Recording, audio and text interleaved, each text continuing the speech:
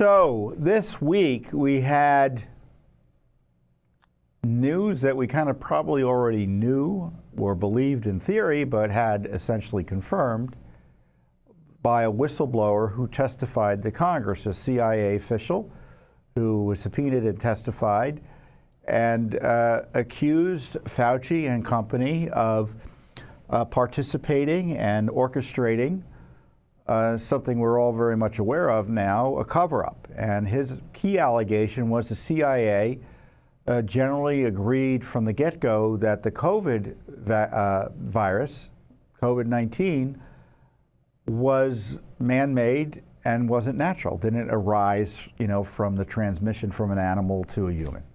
It was made in a lab in Wuhan or something like that. And Fauci kind of rigged it in a way to curtail that conclusion from being pursued aggressively or shared with the American people in a substantial way.